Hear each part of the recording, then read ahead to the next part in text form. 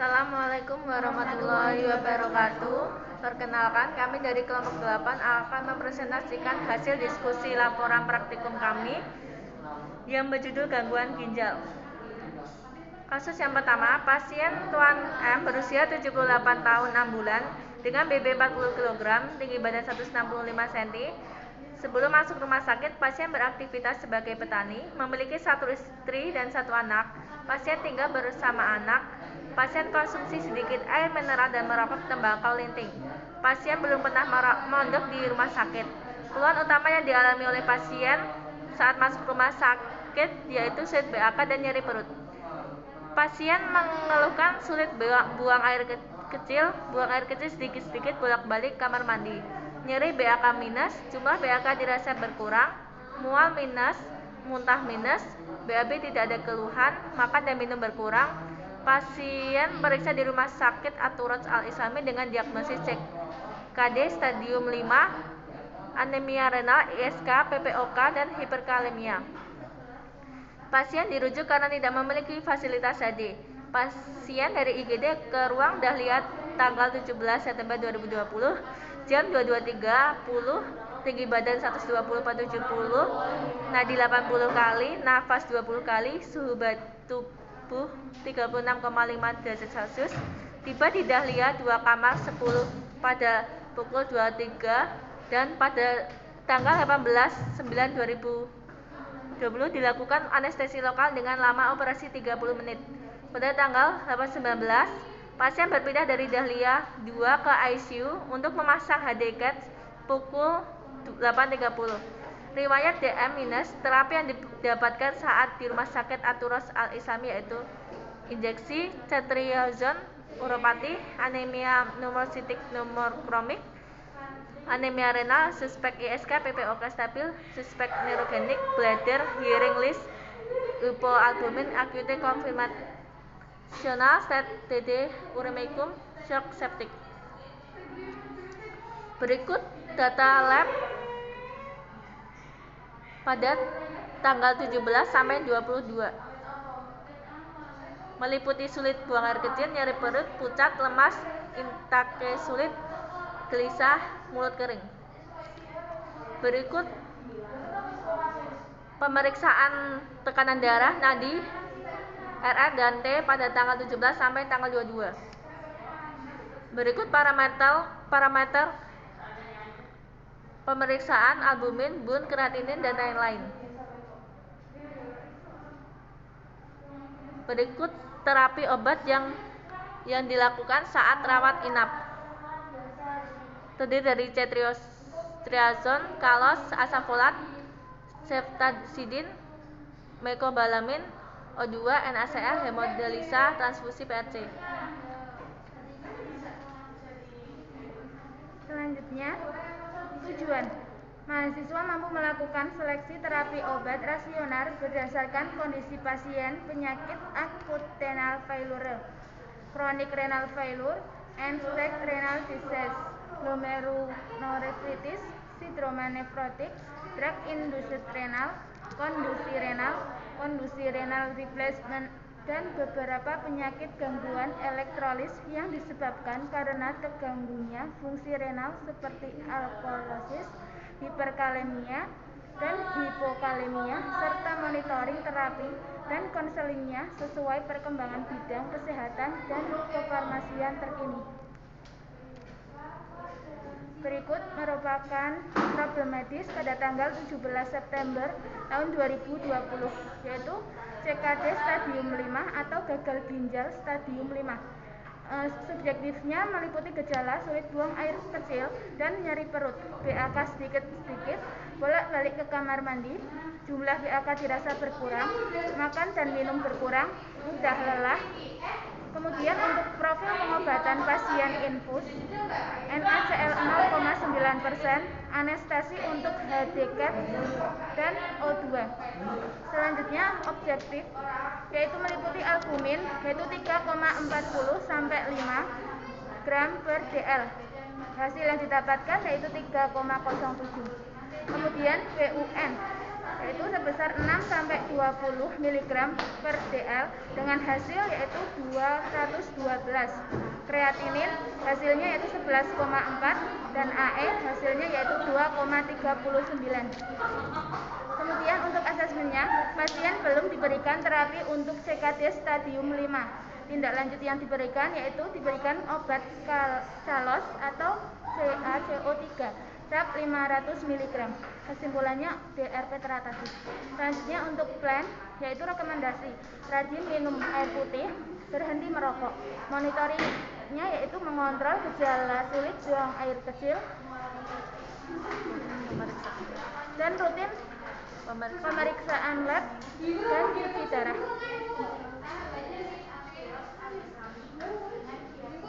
Selanjutnya pada tanggal 17 September, yaitu problematis yang kedua anemia. Subjektifnya makan dan minum berkurang, lemas, serta pucat. Profil pengobatannya, pengobatan pasien yaitu infus NaCl 0,9%, anestesi untuk HD, CATS, dan O2. Objektifnya yaitu hemoglobinnya yang didapatkan yaitu 6,9. Asesmennya yaitu ada indikasi tidak ada obat. Penjelasannya, pasien mengalami anemia namun belum mendapatkan terapi farmakologis. Untuk plannya yaitu meliputi rekomendasi banyak makan sayuran hijau yang tidak tinggi kalium dan makan daging merah. Monitoringnya selalu mengontrol hemoglobin darah agar tetap terjaga. Kemudian analisis pada tanggal 17 September yaitu problematis ISK atau infeksi saluran kemih. Subjektifnya yaitu gejala sulit PAK, nyeri perut, bolak-balik ke kamar mandi. Profil pengobatan yaitu infus NaCl 0,9%, anestesi untuk HD, CAT, dan oksigen. Kemudian terdapat objektifnya yaitu hasil lab HBsAg non reaktif. Kemudian asesmen DRP pasien belum diberi terapi untuk ISK. Tindak lanjutnya yaitu diberikan obat ceftazidime injeksi 500 mg per 24 jam. Kesimpulan DRP teratasi. Kemudian plan rekomendasi yaitu menjaga kebersihan organ intim, menjaga pola makan dan hidup sehat. Kemudian terdapat problematis PPOK atau penyakit paru obstruktif kronis. Subjektifnya yaitu gejala lemas, pusat. Profil pengobatan pasien infus NaCl 0,9%, anestesi untuk HD, HERS, dan oksigen. Kemudian terdapat objektifnya pada RR yaitu 18. Asesmen DRP pasien belum diberikan terapi untuk penyakit paru obstruktif kronis. Tindak lanjutnya yaitu diberikan terapi untuk meringankan gejala kesulitan bernafas. Rekomendasi diberikan terapi obat untuk mencegah atau untuk mengik dan kesulitan bernafas jangka panjang yaitu diberikan terapi formoterol inhaler. Kemudian pada tanggal 17 September terdapat problematis hiperkalemia. Subjektifnya yaitu terdapat gejala lemas, jantung berdebar. Profil pengobatan pasien infus NaCl 0,9%, anestesis untuk HD, CAT, dan oksigen. Objektifnya yaitu kalium hasilnya 5,18. Asesmennya yaitu belum dilakukan terapi hiperkalemia. Kemudian terdapat planning rekomendasinya yaitu dilakukan hemodialisis untuk membuang kelebihan kalium dan berhenti merokok. Selanjutnya pada tanggal 18 bulan 9 problematis PPOK dengan gejala konsumsi sedikit air dan merokok tembakau linting. Objektifnya data lab nadi 82 per menit, RR 20 per menit, tekanan darah 130 per 80 mmHg, data obat O2 dan NaCl 0,9%. Asesmennya usulan penambahan obat formoterol. Rekomendasi penambahan obat formoterol dan monitoring nafas dan denyut nadi. Dan yang selanjutnya adalah ISK dengan gejala dan keluhan sulit BAK dan nyeri perut. Data labnya sulit buang air kecil dan nyeri perut. Data obatnya infus NaCl dan O2 dan ceftriaxone dan injeksi. Asesmennya terapi ini sudah tepat sehingga tidak perlu penambahan obat. Rekomendasi terapi pemberian obat dan obat ISK seperti ceftriaxone dan ceftazidime injeksi. Monitoring nyeri perut dan kelancaran BAK. Monitoring efek samping obat ISK seperti mual, muntah, diare, dan sakit perut bengkak. Selanjutnya anemia renal. Gejalanya seperti keluhan mudah lelah, pusing, dan pucat. Data obat asam folat, tab, infus NaCl, dan data labnya tekanan darah 130/80 mmHg, nadi 82, dan RL 20. Asesmennya terapi sudah tepat sehingga tidak perlu menambahkan dosis serta obat. Rekomendasi pemberian obat anemia renal seperti asam folat dan monitoringnya seperti pusing dan monitoring data lab seperti tekanan darah, HB, nadi, dan RR.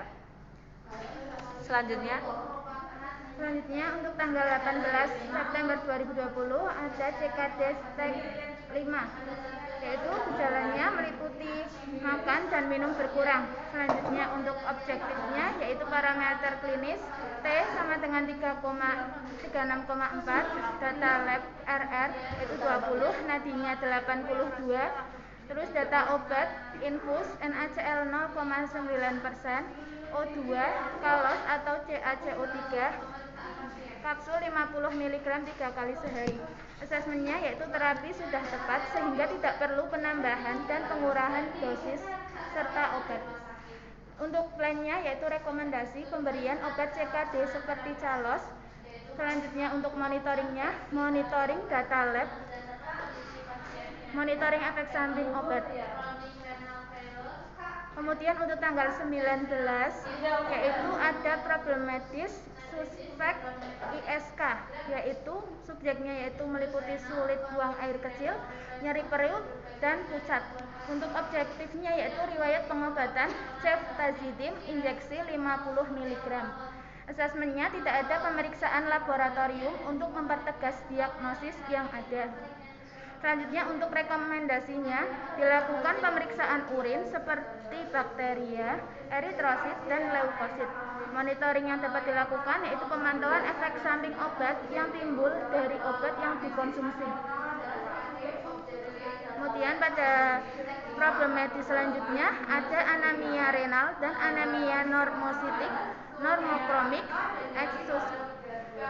Subjeknya meliputi pucat, lemas, objektifnya meliputi riwayat pengobatan, asam folat 2 kali sehari, NaCl 0,9%, O2, transfusi PRC.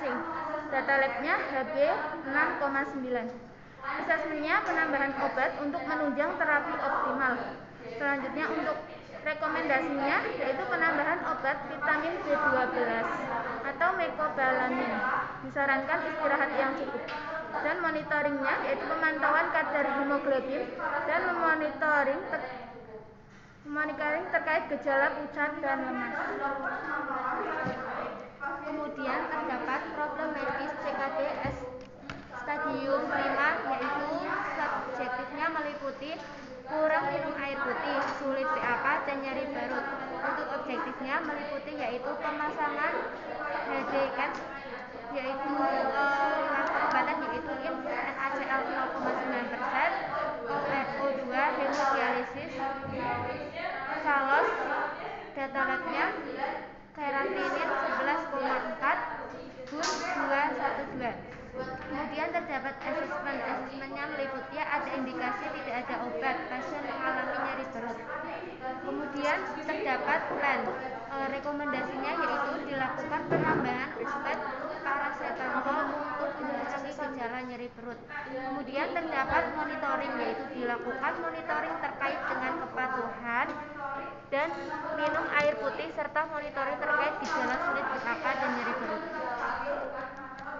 Kemudian pada tanggal 19 September 2020 dilakukan problematis yaitu PPOK Yang pertama subjektifnya yaitu meliputi pasien mengalami gejala sulit bernafas. Objektifnya pada data lab nafas pasien tanggal 19 September yaitu 26 X per menit dengan normal nafas 14 sampai 20 kali per menit. Kemudian asesmen ada indikasi tidak ada obat, pasien mengalami gejala seperti sulit bernafas sehingga perlu diberikan terapi obat.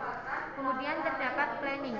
Rekomendasi yang diberikan yaitu terapi obat untuk mengurangi atau mencegah mengik dan kesulitan bernafas jangka panjang yaitu obat formoterol inhaler.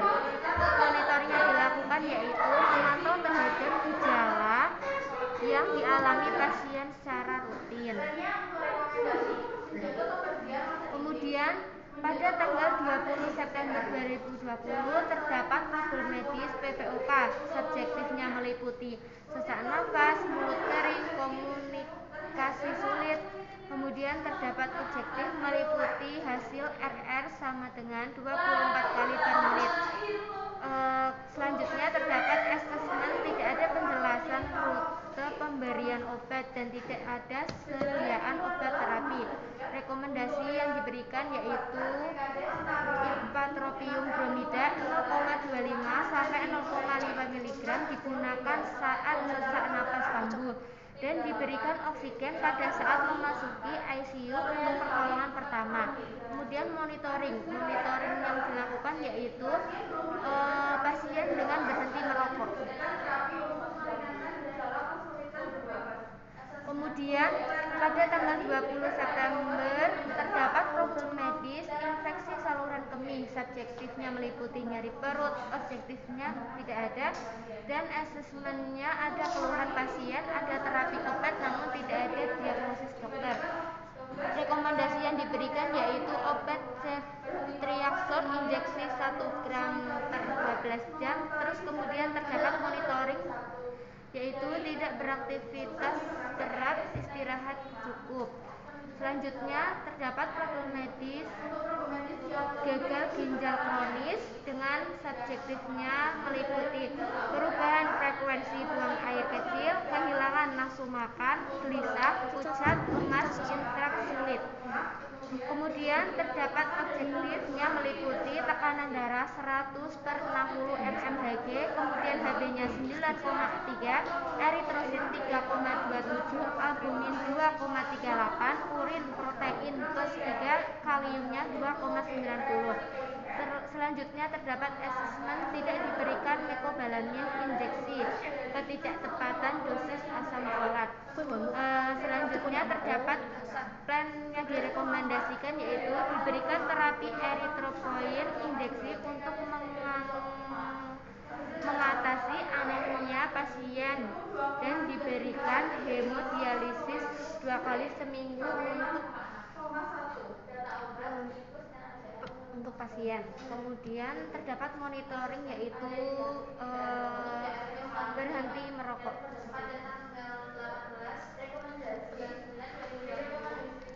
Selanjutnya tanggal 21 problem medisnya CKD dengan gejala nyeri perut, lemas dan demam. Data lab dengan data obat Cefates injeksi 500 mg per 24 jam.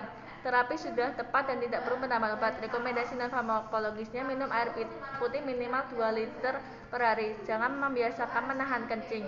Dan selanjutnya PPOK dengan gejala nafas cepat, mulut kering dan gelisah, lemas. Data lab RR 2 kali per menit, 22 kali per menit. Data obat Ceftazidime injeksi 500 mg per 24 jam.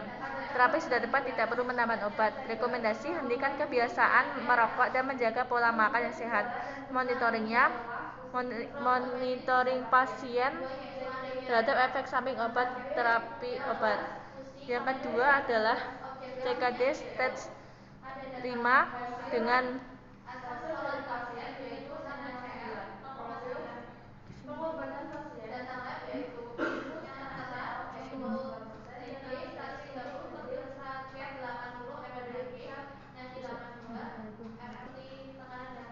Selanjutnya, CKD status 5, obstetrik-uropati, subjektifnya kurang minum air putih, nyeri perut, objektifnya infus NaCl 0,9% dan parameter kritisnya T 36,6.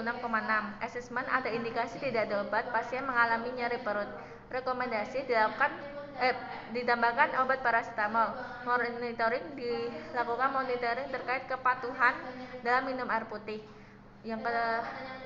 Selanjutnya adalah anemia pneumocystic pneumokremik dengan subjektifnya pucat dan lemas, infus NaCl 0,9% dan asam folat tab 2 kali sehari dan mecobalamin injeksi.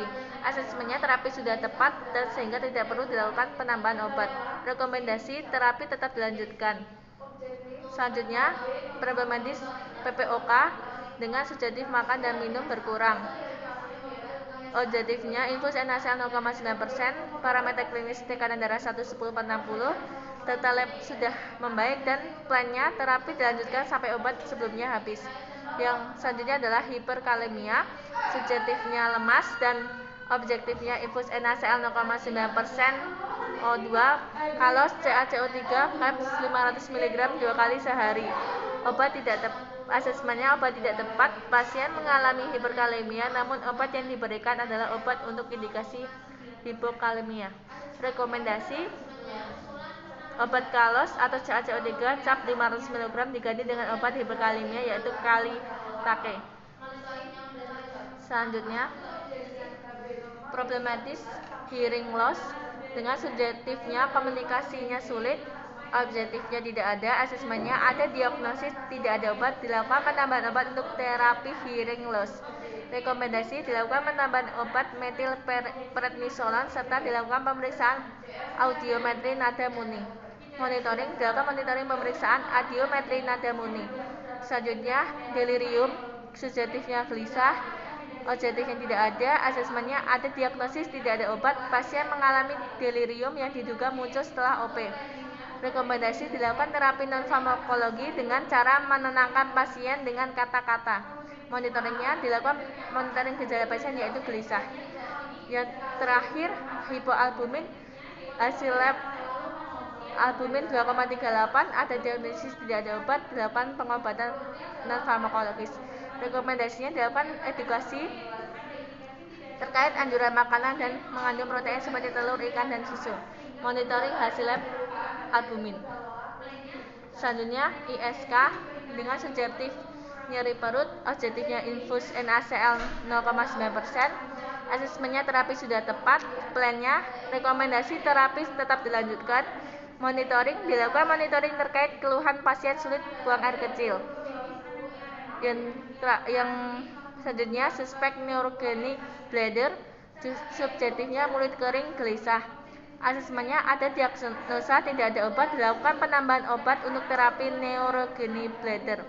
Rekomendasi dilakukan penambahan obat beta-nikoklorida dan melakukan pemeriksaan lab serta pemeriksaan CT scan, X-ray, USG, dan MRI. Monitoringnya dilakukan monitoring pemeriksaan lab serta pemeriksaan CT scan, X-ray, USG, dan MRI. Yang terakhir, shock septic, subjektifnya gelisah, ada diagnosa tidak ada obat dan dilakukan terapi non-farmakologi. Rekomendasinya dilakukan edukasi agar pasien tetap tenang. Kemudian pemilihan obat rasional. Yang pertama, self reaction. Mekanisme kerjanya bekerja dengan membunuh bakteri dengan menginhibisi sistem dinding sel bakteri. Yang kedua yaitu calos, kapsul 50 mg. Mekanisme kerjanya bekerja sebagai antasid dengan cara menyeimbangkan asam basa di lambung, menghambat kerja pepsin dengan meningkatkan pH serta meningkatkan sekresi bikarbonat dan prostaglandin. Selanjutnya, yang ketiga yaitu asam folat atau vitamin B9. Mekanisme kerjanya yaitu asam folat diperlukan untuk pembentukan sejumlah koenzim dalam sistem metabolik, khususnya untuk sintesis purin dan pirimidin. Yang keempat yaitu ceftazidime. Mekanisme kerjanya bekerja dengan cara membunuh bakteri, menghambat enzim yang bertanggung jawab terhadap pembentukan dinding sel bakteri. Selanjutnya yang 5 yaitu mecobalamin injeksi.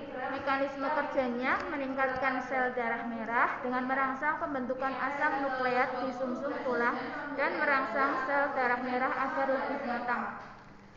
Untuk evaluasi obat terpilihnya yaitu yang pertama ceftriaxone, yaitu indikasinya infeksi saluran pernapasan, infeksi saluran urin, infeksi tulang, sendi, dan kulit. Kemudian untuk kontraindikasinya penderita yang sensitif terhadap golongan cefalosporin. Efek sampingnya nyeri pada tempat suntikan, indurasi, ras, arthritis, sakit kepala. Interaksi obatnya yaitu aminoglikosida dan diuretik. Untuk harga obatnya yaitu Rp10.000. Yang kedua yaitu Calos. Indikasinya pencegahan dan pengobatan defisiensi atau gangguan metabolisme CA, spriggestia, osteomalacia dan berkaitan dengan malabsorpsi dan osteoporosis. Kontraindikasinya hiperkalasemia berat. Untuk efek sampingnya yaitu jarang terjadi. Untuk interaksi obatnya yaitu mengurangi penyerapan internal tetrasiklin preparat fluorid. Selanjutnya yaitu asam folat. Indikasinya mengurangi resiko NTD, mencegah jantung koroner dan anemia megalopsik. Kontraindikasinya terapi jangka panjang pada defisiensi cobalamin yang tidak diobati.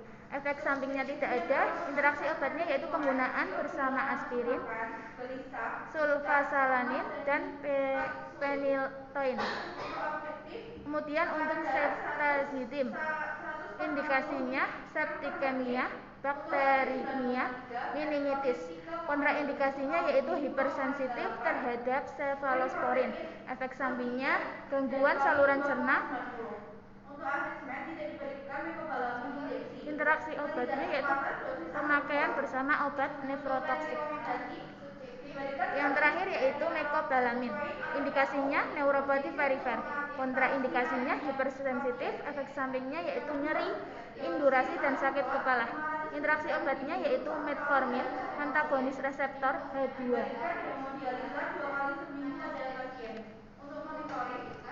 Kemudian KIN-nya yaitu memberi edukasi kepada pasien terikat indikasi dan aturan pakai obat paracetamol, kalikate, mecobalamin, formoterol, metilprednisolon, hiaziamin, ceftazidime, asam folat, ceftriaxone.